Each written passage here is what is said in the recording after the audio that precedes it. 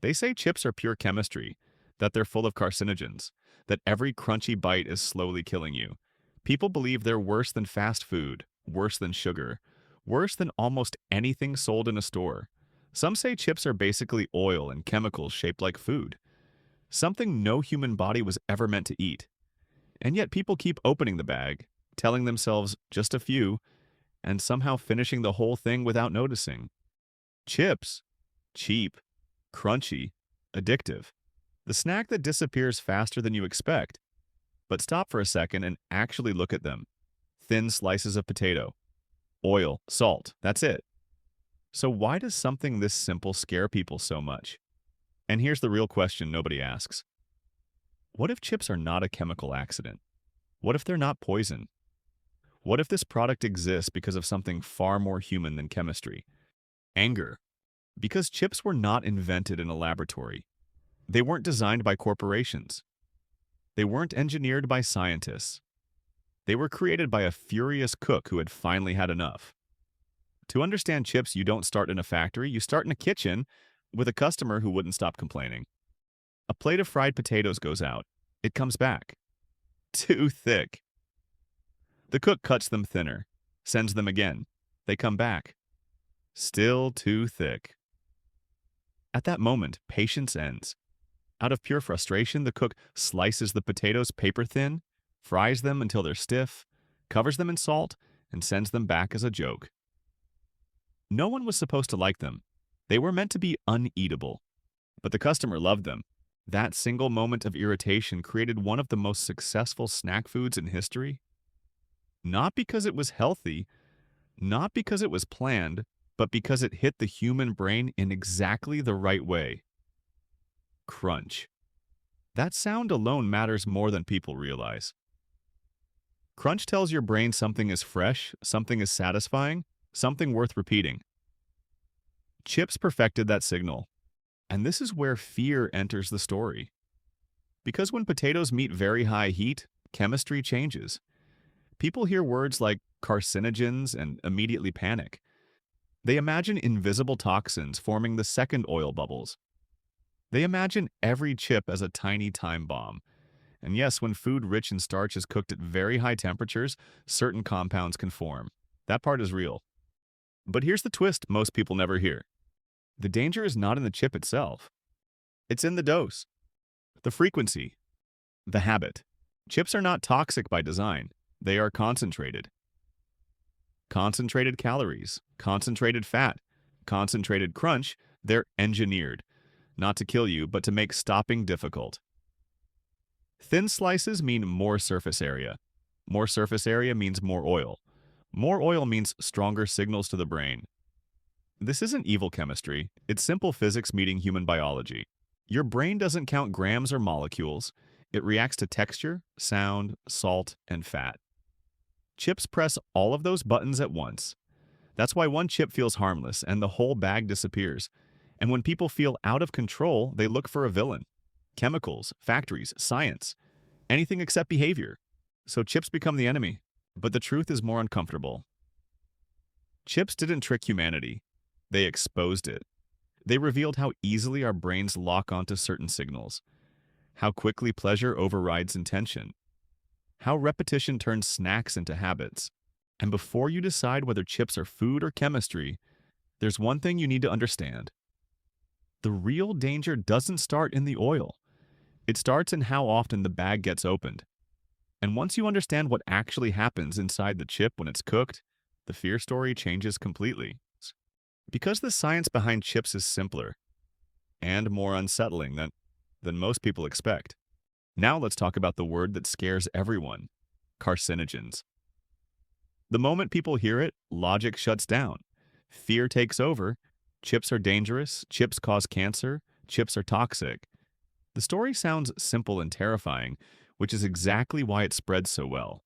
But reality is never that clean, and in this case, it's far more uncomfortable. When potatoes are fried at very high temperatures, especially thin slices like chips, a compound called acrylamide can form. That part is real. No conspiracy, no cover-up. It happens when sugars and amino acids react under intense heat. This reaction doesn't need factories or chemicals. It happens in home kitchens too. Toast, baked bread, fried potatoes, even coffee. The moment food turns golden and crispy, chemistry is already happening. And here's where most people make a fatal mistake. They hear can form and translate it to always dangerous. But biology doesn't work in absolutes. Your body isn't a light switch. It's a system that responds to dose, frequency, and time. Acrylamide isn't a poison that flips a switch after one chip. It's a risk factor that scales with exposure. One chip doesn't matter. One bag sometimes doesn't matter. A habit does.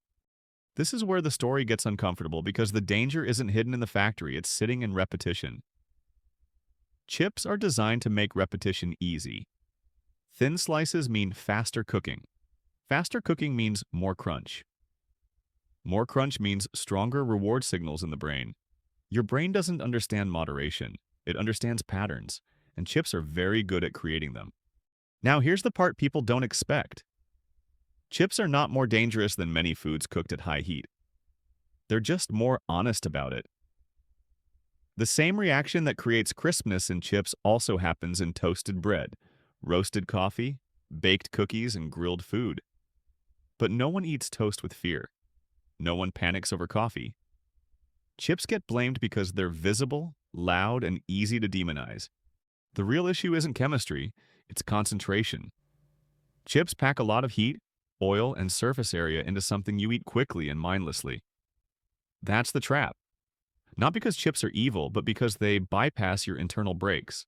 They're light, crunchy, salty, and disappear before your body registers fullness. This is why chips feel different from boiled potatoes. Same plant, same origin. Completely different experience. Boiled potatoes fill you up. Chips invite you to keep going. That's not an accident. That's physics and psychology working together. And here's the biggest myth of all. People believe chips are unhealthy because they contain chemicals. But the most powerful chemical involved here is oil. Fat carries flavor. Fat multiplies pleasure. Fat makes texture addictive. Chips aren't dangerous because of mysterious compounds. They're dangerous because they make excess easy. So when people ask how many carcinogens are in chips, they're asking the wrong question. The real question is, how often do you expose your body to high heat, high fat, low satiety food? Because the answer to that question predicts health far better than any ingredient list. This is why fear-based headlines miss the point. Chips don't kill people. Habits do. Frequency does. Systems do. And chips just happen to be very good at fitting into those systems. But this still leaves one question unanswered. If chips are not poison and not an accident, why did they take over the world? Why did this angry kitchen mistake turn into a global obsession? And why do people from completely different cultures reach for the same crunch? That answer has nothing to do with chemistry. It has everything to do with the human brain. To understand why chips took over the world, you don't need a microscope. You need to understand the brain.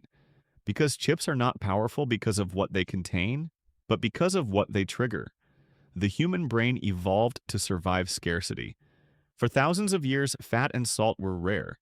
When the brain detected them, it reacted fast. Eat now. Store energy. Don't hesitate. Chips press that ancient button perfectly. Think about how chips are built. Thin slices mean more surface area. More surface area means more contact with oil. More oil means more fat per bite. Add salt, and suddenly every crunch sends a signal straight to the reward system. Not slowly, instantly. That crunch isn't just sound, it's feedback. It tells your brain this food is fresh, safe, and worth repeating. Every bite reinforces the next one. This is why chips don't feel filling. They bypass the signals that normally tell you to stop. No chewing resistance, no slow digestion, no pause. Just fast reward, again and again. Your stomach might be full, but your brain hasn't noticed yet. And by the time it does, the bag is empty. This is where people confuse addiction with chemistry. They assume there must be some secret substance inside, something artificial, something illegal. But there isn't. The addiction comes from structure, not ingredients. Chips are engineered to deliver maximum reward with minimal effort. That's why one brand tastes different from another, but the behavior is always the same. Open bag, eat a few, lose track, finish. And here's the real shock. This effect isn't limited to chips. The same principle is used everywhere. Snack foods, fast food, even social media. Fast reward, low effort, no friction. Chips just happen to be one of the earliest and clearest examples. This is also why chips survived every culture they entered. Different spices, different oils, different flavors, same base, same crunch, same effect. From street kiosks to supermarkets, chips adapted perfectly because they speak a universal language. The language of the human brain. People like to believe they choose chips because of taste. But taste is only part of the story. Texture matters more. Sound matters more. Speed matters more. Chips disappear quickly, which makes the brain underestimate how much was eaten. This is not accidental, it's design. And now, the uncomfortable part. Chips don't force anyone to eat them. They invite. Politely, repeatedly. They don't overwhelm you. They slip past your defenses. That's why blaming chemistry feels easier than admitting vulnerability. It's easier to say this food is bad than to say my brain is predictable. So when people ask whether chips are carcinogenic, they're zooming in on the wrong scale. The real impact of chips isn't measured in molecules. It's measured in habits, in routines, in how often a snack replaces a meal or boredom replaces hunger. This is why chips feel harmless. They don't hurt immediately. They don't make you sick instantly. They don't punish you fast. They reward you now and charge you later. And delayed consequences are easy to ignore. By now, one thing should be clear. Chips are not a mistake. They are a perfectly tuned product for a perfectly vulnerable brain. And once you see that, the conversation changes. It stops being about fear. It becomes about awareness. Because the final question isn't whether chips are food or chemistry. It's whether you're aware of what they're designed to do to you. And that brings us to the final part of this story. How to eat chips without letting them eat you. So here's the part everyone actually wants to know. What do you do with this information? Do you throw chips away forever? Do you panic every time you hear crunch? No, that's not how real control works. Chips are not evil. They're not poison. They're a tool that became a habit for millions of people without them noticing. The real danger of chips isn't that they exist. It's that they're easy. Easy to open, easy to eat, easy to overdo. The moment you treat chips like food, you lose. Because chips are not food in the traditional sense. They don't nourish, they don't satisfy hunger for long, they stimulate. And stimulation is powerful, but it's not neutral. If you want to reduce the risk, the solution isn't dramatic. It's boring, and boring works. Don't eat chips straight from the bag, ever. The bag removes limits. Use a plate. The brain respects boundaries it can see. Choose chips with thicker cuts. Thicker slices mean less surface area, less oil, less concentration.